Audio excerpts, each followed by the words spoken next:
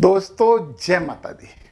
आज हम बात करने वाले हैं गुरु महाराज की धनु राशि के जातकों की कैसा रहेगा नवंबर माह, ग्रह और नक्षत्र क्या फल कथन उनके लिए लेकर आए हैं, इनकी चर्चा करेंगे। ग्रहवार भी चर्चा करेंगे, नक्षत्रों के आधार पर भी चर्चा करेंगे। परंतु एक बात पहले ये सुन लो कि जो आप जानते हो वो सबको क्यों जानना चाहिए। आप ऐसा क्यों सोचते हो? आप अपने मन की बात सबको क्यों बताना चाहते हो? कुछ छुपाने की भी प्रवृत्ति रखो, अच्छी बात है। आप खुश होते हो तो आप खुश होइए। आपको लगता है कि सब मेरी खुशी में खुश हो जाएं, ये तो संभव नहीं है। परंतु आप ज्ञानी पुरुष हो, ज्ञान के ग्रह जो गुरु हैं उनकी राशि के जातक हो, थोड़ा सा अपने आप में परिवर्तन कर लीजिए। तो नवंबर माह में एक संक्षेप में ग्रह गोचरी व्यवस्था आपके लिए क्या दिशा लेकर आई है, हम उसकी बात कर लेते हैं। भाग्य मजबूत रहेगा, रुके हुए कार्यों में गति आएगी, नौकरी में परिवर्तन या प्रमोशन की पूरी संभावना है, यात्राएं लाभदायक होंगी, आर्थिक स्थिति में सुधार के पूरे योग हैं, परिवार में कोई शुभ समाचार मिल सकता है।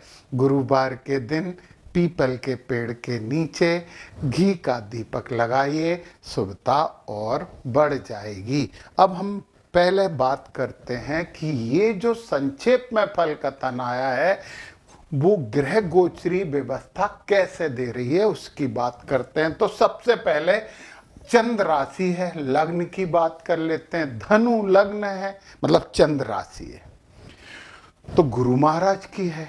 बुद्धिमान और ज्ञानी तो हो, एकदम उद्वेलित हो जाते हो, ये बात तो बिल्कुल पक्की, और एकदम शांत भी हो जाते हो। थोड़ा सा ध्यान, अध्यात्म और योगा करना चाहिए, हालांकि आप करते हो वो। तो यहाँ के जो स्वामी हैं वो अष्टम भाव में बैठे हैं, और यहाँ के स्वामी सुख भाव के भी स्वामी हैं, और दोनों अष्टम भाव में बैठ गए हैं। अष्टम भाव पीड़ा का भाव होता है। ये केवल नकारात्मक बात है। सकारात्मक बात यह है कि अष्टम भाव रिसर्च का भाव होता है, इंश्योरेंस का भाव होता है, एस्ट्रोलॉजी का भाव होता है, ऐसी संपत्ति का भाव होता है जो अचानक हमें प्राप्त होती है। और जब गुरु महाराज यहाँ उच्च के होके बैठते हैं तो पीड़ा छोड़ के सब कुछ देने की कोशिश करते हैं। वो कहते हैं कि गुरु जहाँ बैठते हैं वहाँ कमी करते हैं। उच्च राशि में ऐसा नहीं करते, परंतु कमी करते हैं। इसे आप सकारात्मक रूप से ले लो, पीड़ा में कमी होगी। अब एक बहुत महत्वपूर्ण बात सुनिए धनु राशि वाले जात को। जब गुरु गोचरीय अवस्था में अष्टम भाव में आते हैं और यहाँ उच्च के हैं, ये मत भूलना, तो आपकी जो जरूरतें होती हैं उन्हें पूरा करने के लिए ईश्वर आपका साथ देते हैं। जब आपको लगता है कि अब तो मैं फंस गया, मुझे बहुत समस्या है, कैसे उभरूंगा, और एकाएक आपको ईश्वर की सहायता प्राप्त होती है और उस स्थिति से आप आसानी से निकल जाते हो। बस समस्या केवल ये है कि ये सहायता बड़े अंतिम समय में प्राप्त होती है, जब आप पूरी तरीके से निराश हो चुके होते हो, तब ये ईश्वर आपकी सहायता करते हैं। थोड़ा पहले कर दो ईश्वर तो कितना अच्छा रहेगा। इतना परेशान करके उबारते हो, परंतु आपकी माया है, आप जानिए। तो अष्टम भाव की सबसे बड़ी, गुरु अष्टम भाव में जब भी रहते हैं ईश्वरी सहायता मिलती है। और सुख भाव के भी स्वामी हैं, संपत्ति दे सकते हैं, आपको रिसर्च में आपको बहुत हेल्प कर सकते हैं। और इंश्योरेंस और एस्ट्रोलॉजी से यदि आप जुड़े हुए हो तो अष्टम भाव तो आपका मुख्य भाव हो गया। आपको लाभ ही लाभ होने वाला है, सुख भी देंगे, ज्ञान भी देंगे, रिसर्च भी देंगे, लाभ भी देंगे, नौकरी में परिवर्तन भी देंगे। ये गुरु महाराज हैं। और ये भाव व्यक्तित्व का है, इसके बाद आत्मा का भी भाव है। परंतु आत्मा के कारक कौन होते हैं? आत्मा के कारक होते हैं सूर्य। सूर्य जहां बैठे हैं हमारी आत्मा वहां से सीधे सीधे जुड़ी रहती है। तो यहां पे सूर्य बैठे हुए हैं आपके 11वें भाव में। ये लाभ का भाव है, सामाजिकता का भाव है, दोस्तों का भाव है। और आप 17 तारीख से पहले पहले 17 नवंबर से पहले पहले आप समाज के बारे में सोचेंगे, दोस्तों के बारे में सोचेंगे और लाभ के बारे में सोचेंगे। और केवल सोचेंगे ही नहीं, आपको ये सब सकारात्मक रूप से मिलने वाला भी है। ये लिख लो। 17 तारीख को सूर्य महाराज आपके 12 हाउस में आ जाएंगे। अब खर्च के बारे में सोचने लगोगे, खर्च भी इन्वेस्टमेंट का। जब सूर्य यहां आएंगे ना, मंगल यहां पहले से ही है, बुध महाराज भी यहां पहले से ही हैं। बुध बुद्धि के दाता है, परंतु बुध क्रूर ग्रह के साथ थोड़े क्रूर हो जाते हैं। बुध 12वें भाव में बुरे नहीं होते। मंगल थोड़ा सा खर्चा अर्चा करवाते हैं, परंतु मंगल है ना 8 नवंबर को अस्त हो जाएंगे सूर्य की वजह से। मतलब सूर्य का प्रभाव ज्यादा रहने वाला है, मंगल का प्रभाव थोड़ा कम रहेगा। और 8 तारीख को अस्त होकर पूरे महीने मंगल अस्त ही रहेंगे। और पहली बार मैं ये कहने वाला हूं कि मंगल के अस्त होने से आपका तो मंगल ही होगा। थोड़ी ऊर्जा में कमी महसूस यदि आप कर सकते थे, परंतु सूर्य वहीं पे बैठे हैं तो कमी नहीं होने देंगे, तो इन्वेस्टमेंट भी कर सकते हो आप। और फिर बुध महाराज यहाँ पे हैं, बकरी हो जाएंगे बुध महाराज 10 तारीख से। और 23 तारीख के बाद बुध यहाँ आ जाएंगे। बुध जब यहाँ जाएंगे, शुक्र यहाँ पहले से ही हैं। और शुक्र महाराज यहाँ पे कब तक हैं? शुक्र यहाँ पे 26 तारीख तक हैं। और 23 तारीख को बुध आएंगे। 3 दिन के लिए आपके लाभ के भाव में लक्ष्मी नारायण योग बन रहा है। लॉटरी भी तो आपकी खुल सकती है। देखिए, लाठी खुलने का मतलब ये नहीं है कि आप जुआ सट्टा और किसी में भी काम करना शुरू कर दें, परंतु लाठी खुल सकती है कि तो आपके कर्मों का एकाएक आपको पूरा फल मिलने की संभावना हो जाएगी। और शुक्र यहाँ से पता, शुक्र जो हैं वो 27 से अस्त हो जाएंगे, परंतु 27 के बाद होंगे, इसलिए ये महीना तो पूरा निकल गया, थोड़े दिन में उदित भी हो जाएंगे। अब हम बात करने वाले हैं, हमने सुख की बात कर ली, धन भाव की बात कर ले। धन और पराक्रम दोनों के स्वामी बैठे हैं सुख भाव में। शनि महाराज जब यहां बैठते हैं तो सुख में थोड़ी कमी करते हैं, पर वो नहीं करेंगे। क्यों नहीं करेंगे, मैं बताने वाला हूं आपको। शनि महाराज या संपत्ति पारिवारिक सुख में समस्या उत्पन्न करते हैं, पर वो नहीं करेंगे नवंबर माह में। और इसके बाद अगले साल मई के बाद तो बिल्कुल भी नहीं करेंगे। क्यों नहीं करेंगे, चलिए समझते हैं। शनि महाराज बकरी होके बैठे कहाँ हैं? मीन राशि में। और मीन राशि किसकी है? गुरु की राशि है। गुरु की राशि में बैठे हैं। फिर और देखिए जरा, फिर इनका जो नक्षत्र है ना, वो भी गुरु का ही नक्षत्र है। और गुरु महाराज यहाँ बैठे हैं तो 7वीं दृष्टि यहाँ है, 1 2 3 4 5, 5वीं दृष्टि यहाँ है। और नवम दृष्टि यहाँ पे सीधी सीधी शनि महाराज पे पड़ रही है। नवम दृष्टि गुरु की अमृतमय दृष्टि होती है, पूर्व जन्मों के सत्कर्मों का फल देने वाली दृष्टि होती है। और वो सुख पे पड़ रही है, मतलब पूर्व जन्मों के जो जो सत्कर्म है उनके आधार पर आपका सुख निर्धारित होने वाला है। और शनि महाराज तो पूरी तरीके से गुरु की गिरफ्त में आ गए। और जब शनि महाराज पूरी तरीके से गुरु की गिरफ्त में आ गए हैं, तो अब शनि महाराज बन गए गुरु, मतलब आपके राशि स्वामी के साथ चलने वाले हैं, तो सुख मिलेगा। जो विवाद चल रहा था परिवार में, उसमें कमी आएगी। और यहाँ पे गुरु 5 दिसंबर तक रहने वाले हैं, तो 5 तक तो शनि महाराज अच्छे फल दे रहे हैं। इसके बाद मई के बाद से फिर अच्छे देने लगेंगे। यह है आनंद का भाव। और मंगल महाराज यहाँ के भाव में 12वें में बैठे हैं और अस्त भी हो रहे हैं।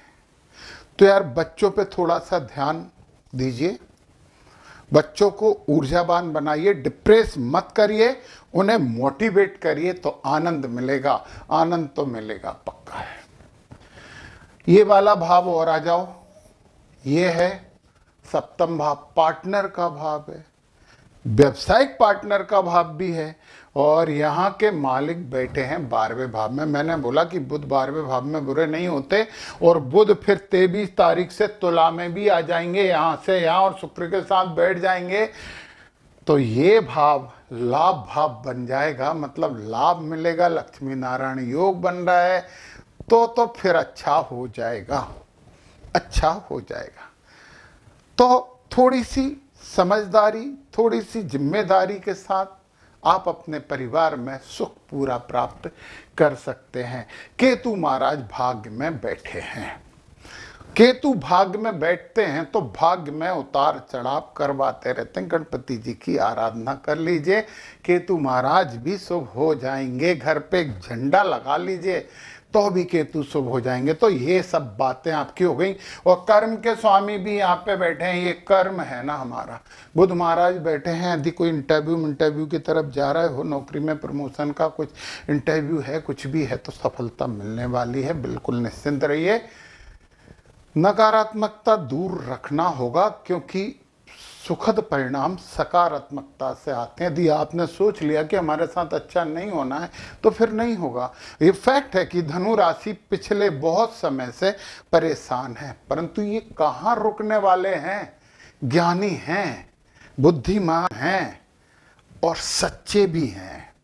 जो कहना है कह देते हैं खटाक से। तो ऐसे लोगों का तो भगवान सहायता करता है। गुरु महाराज अष्टम में आके और ईश्वरी सहायता लेके आ गए हैं। अब बात कर लेते हैं हम नक्षत्रों की। ये हैं सब ग्रह इन नक्षत्रों में हैं। मूल नक्षत्र पूर्वाषाढ़ा नक्षत्र, उत्तराषाढ़ा नक्षत्र, 3 नक्षत्रों में आती है धनु राशि। अब हम मूल नक्षत्र और धनु राशि की बात कर रहे हैं तो चित्रा प्रत्यरी है। तो चित्रा में देखें जरा, चित्रा में केवल 8 तारीख तक शुक्र है। 8 के बाद चित्रा का टेंशन आपके लिए खत्म। समझ गए आप। एक फिर विशाखा बध है और ज्येष्ठा बध है। बध नक्षत्र बड़े समस्या देते हैं।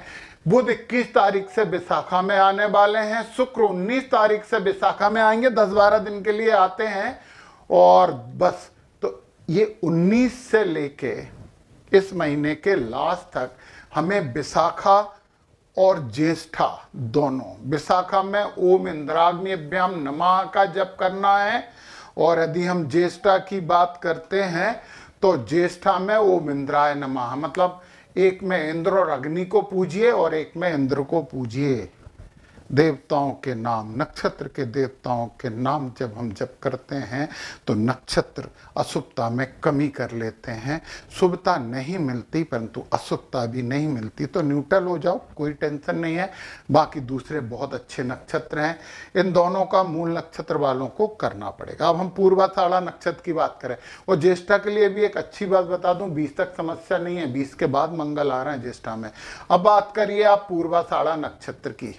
स्वाति प्रत्यरी है और अनुराधा बध है। स्वाति ठीक है, स्वाति थोड़े से समय के लिए है, कोई दिक्कत नहीं है, परंतु आपको अनुराधा नक्षत्र के लिए काम करना पड़ेगा।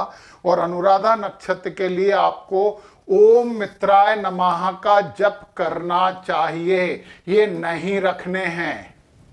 अशुभ नक्षत्र की कोई भी चीजें हम अपने पास नहीं रखते हैं। ओम मित्राय नमः का जप ही आपके संकटों को कम कर देगा। तो फिर भी जो पूर्वाषाढ़ा नक्षत्र है उनके लिए माह ज़्यादा अच्छा हो जाता है, क्योंकि अधिकतर नक्षत्र शुभ हैं उनके लिए। फिर उत्तराषाढ़ा में चित्रा विपत है, थोड़े से समय के लिए है। विशाखा प्रत्यरी है, थोड़े से समय के लिए। ज्येष्ठा और पूर्वा भाद्रपद, इन दोनों के लिए हमें बात करनी पड़ेगी बस, क्योंकि ज्येष्ठा बध है। और ज्येष्ठा भी बध कब है? मंगल 20 तारीख के बाद आ रहे हैं ज्येष्ठा में, तो 20 तक तो टेंशन ही नहीं है, 20 तारीख के बाद आ रहे हैं। और पूर्वा भाद्रपद, ये प्रत्यरी, पूर्वा भाद्रपद में शनि और राहु दोनों हैं यार, तो इसका दोनों का करना पड़ेगा। तो ज्येष्ठा और पूर्वा भाद्रपद, तो ज्येष्ठा के लिए आपको ओम इंद्राय नमः का जप करना है, और पूर्वा भाद्रपदा के लिए ओम अजय पादाय नमः, इनकी एक एक माला आप करते रहो, आनंद हो जाएगा, अच्छा हो जाएगा। ये मैं बात कर रहा हूँ किसकी? उत्तराषाढ़ा नक्षत्र वालों की। तो कुल मिला के ये है कि एक अच्छा माह है, अच्छे कर्म इस अच्छे माह को और अच्छा भी बना सकते हैं। तो कोशिश कर लीजिए, बहुत अच्छा होगा। जय माता दी।